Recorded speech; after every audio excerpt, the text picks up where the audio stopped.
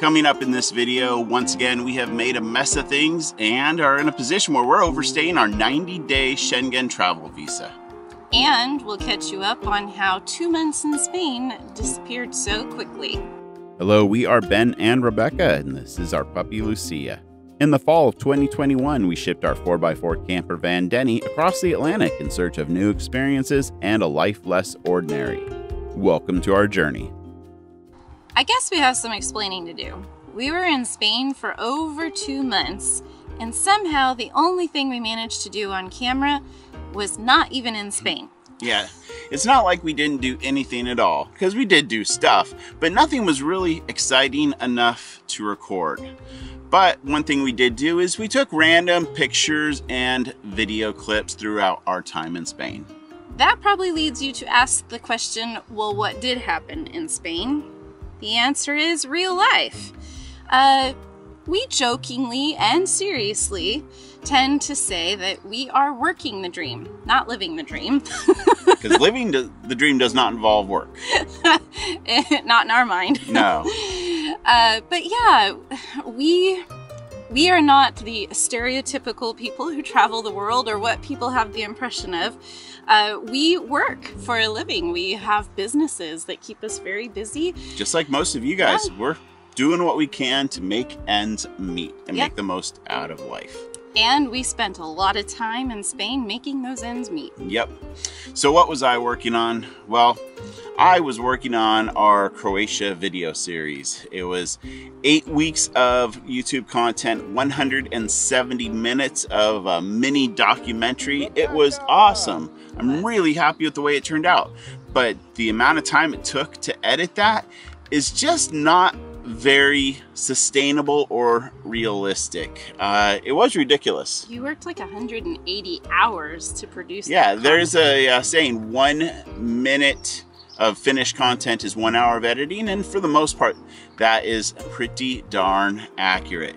What do I plan to do about this? Well, I'd like some input from you. We've put together a survey. You will see the link in the video description, and I'd love to hear what your thoughts are. Am I overproducing the videos? Do I just need to simple it down and maybe share more content? So that's where this survey is going to come in, and we would just really love to hear from you. Actually, for me, Ben spending all those hours on video work wasn't such a bad thing, because I recently expanded the business that I run from the road, and I kind of overdid it. So it resulted in a lot of work for me for that time period as well. But yeah, I have been teaching classes, creating courses for people on how to grow their businesses, and particularly online. And this winter I expanded it into offering actual concierge services where I set the stuff up that I used to just teach about. I set it up for entrepreneurs now. Automate. Yeah, it's all about automating their businesses, in particular their marketing and promotion. Yeah. So we last spoke to the camera at Flamingo Bay. We spent a few days there, did our kind of normal real life work thing. But what was around the corner for us was Rebecca's birthday. And when you live in a camper van, a holiday for you is going to a physical location that does not need to find a place to park every night. There's internet on demand, there's a bathtub, there's a no water kitchen, limitations. yeah. So we revert to those traditional things for when we went a holiday. Rebecca found a really nice Airbnb. The only problem was it was about, I don't know, maybe 350, 400 miles down the coast. So we were left with this really long drive, and we got there a few days early, and lo and behold, a Saharan dust storm comes in and makes a mess of everything. It was the nastiest camping experience one could imagine, and from there we had no choice but to get those solar panels clean, because there's a light rain that really was like icing on the cake. Frying that and so panels needed to be cleaned, truck got washed, and we headed over to the Airbnb. Which we didn't really do a very good job of taking video or pictures of. We really did take a, well, we both kept working, but otherwise we took a break. The place had, much to Ben's chagrin because of his knee, 3 flights of stairs. Yeah, that actually re-injured a knee carrying like the 40, 50 pounds of bags, because I'm a guy and I got to load my arms all the way up. I just couldn't just carry 2 bags. Yeah, I couldn't stop at like 10, 20 pounds. I had to like load it up. No, but it was a lovely stay. We had a really fast, unlimited internet too. Yes, so I was able to get all our video files backed up to the cloud from our travels so far. Then, lo and behold, another Saharan dust storm hits us. What the heck? And this one, once again, made a complete mess of the truck and happened the day before checkout from the Airbnb. So we were checking out, going into this nasty weather. And thanks to the apps, we were able to look and follow the air quality and see there's a chunk of land at the bottom of Spain that had clean air. So we found ourselves camped at a boat harbor outside of Gibraltar, which was kind of neat in its own way. And it was what, €10 a night, give or take? It was 12 or 14 actually. Okay, well still not bad, and the location was wonderful. Great place to take Lucy for walks and windy. Beautiful views. It was windy and a little stormy there while we were there too. But it was in the right direction though. It wasn't bringing the dirty air. Yeah. Our time in Gibraltar was nice. It was. We kind of existed there for a period of time and hooked up with some old friends. Fabian, Isabella, Matteo, Uni, and Pasco. And I don't know the new name of the truck, but the old truck was Frank the Tank. These are old friends from all the way back in 2017 in Alaska. We ever had Denny. Yeah, when we first met, and our lives have been forever linked because of one video that has like 2.7 million views that we produced together. We love these guys. It was great seeing people. It had been years, like the summer or fall of 2018 since we'd seen them, and it was so nice to catch up. And I'm just gonna put it out there, the life on the road that we lead, it can be lonely at times. Especially in Europe, because we don't have all of our connections that we'd made on the road. Exactly. We're making new ones. Yeah, we're starting from scratch, but you guys have been great. And the locals have been just beyond welcoming. Yeah. But there is something nice about familiarity, and you do feel alone. So seeing familiar faces, hanging out. We even took a whole day, that's what you're looking at now in the footage, and explored Gibraltar together, wrapped it up with a nice meal. About the time we parted ways with Live and Give, we received word that a care package from the States that my mom had sent was arriving, and we headed north to pick it up. It ended up not working out for lots of reasons, and the package got sent back to the States. This was basically took like a week of our time. We learned a lot of hard lessons. Consider myself a savvy traveler, and really just this one didn't go well. Well, it's impossible to know everything. Short end of it is the person refused to sign and accept responsibility for the package because they weren't sure what was inside it, even though we said what was inside it. They didn't want to risk going to jail for us. I guess I kind of get it, but why as non-citizens, we could never receive a offer package. to receive a package? So that whole ordeal lasted about 1 week, and about the only positive thing I can say is that all this drone footage you're looking at came from a campsite we stayed at while trying to work it all out. But we were eventually faced with the decision, we just have to give up on it and go start doing our life again. You just, at some point, you just have to like, all right, I give up. I am moving on with life. Good news is the box made it back to my mom in the States and has actually returned to us now. Well, our time was starting to run low in Spain, and we needed a place to go. Fabian and I have been texting, and he sent me some pictures of a cool campsite that he found along the water. So we headed over there and hung out.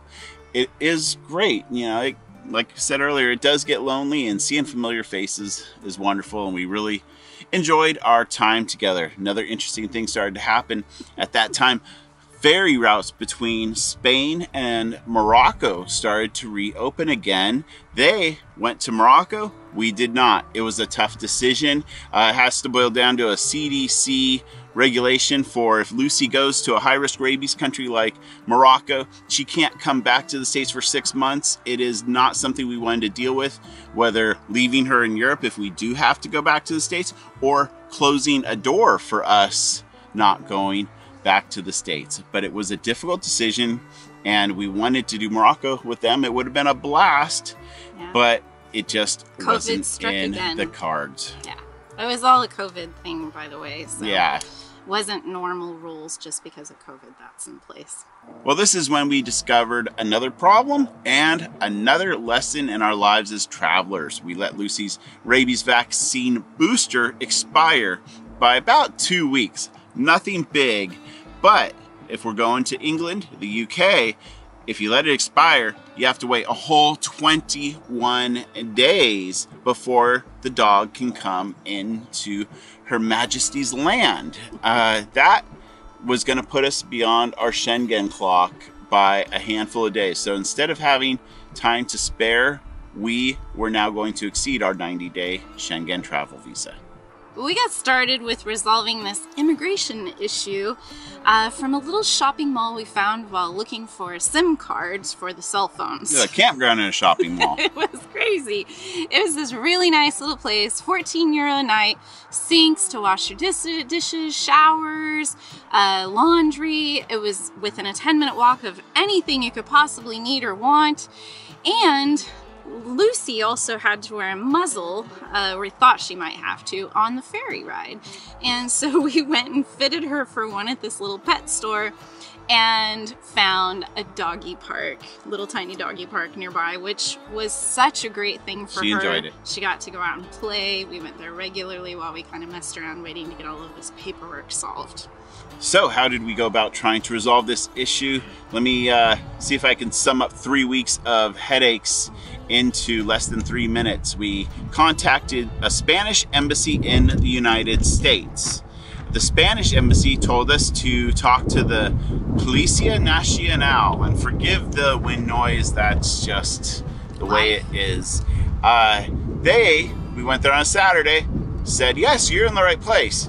Come back on Monday when their immigration office is open.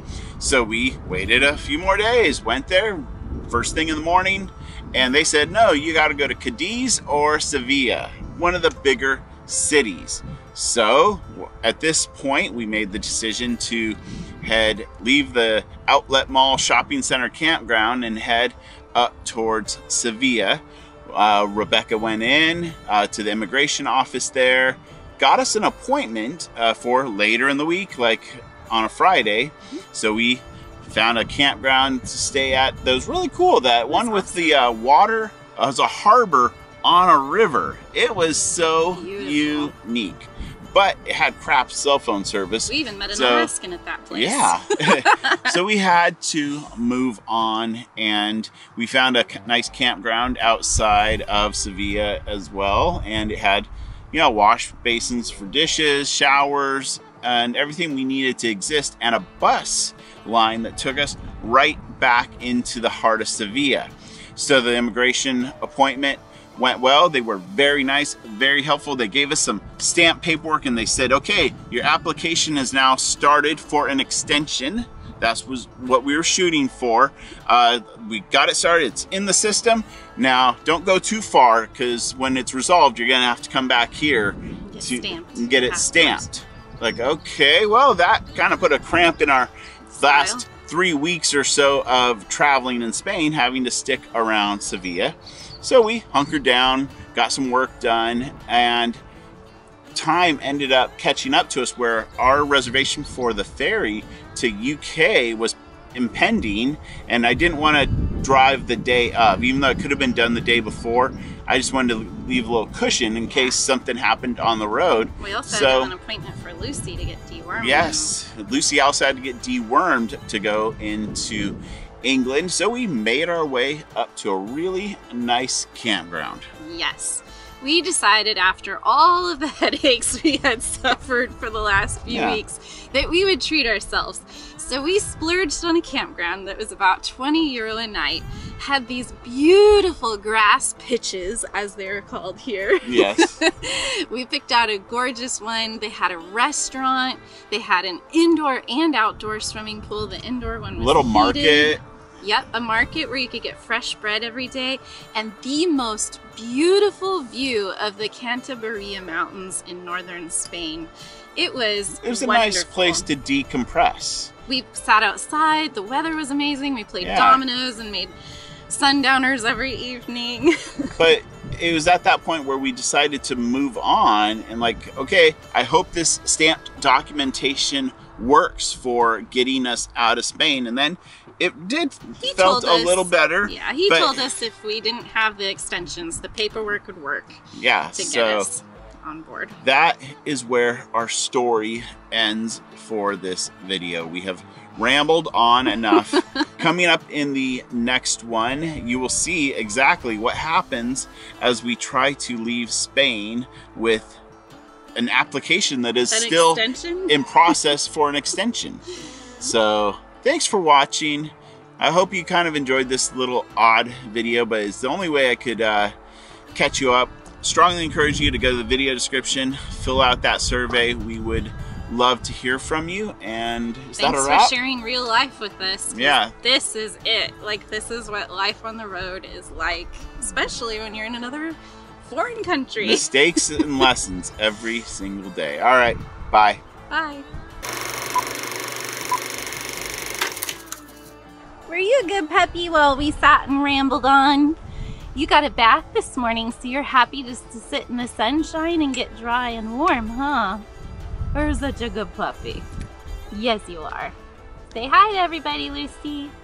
Bye. My knee is, knock on wood, somewhere around here. It's starting to feel better. Yeah. That was all metal.